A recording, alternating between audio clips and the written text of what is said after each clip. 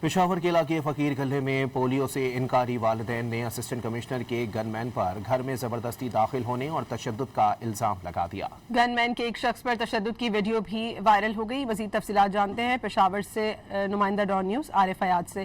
عارف، کیا معاملہ ہے بتائیے گا؟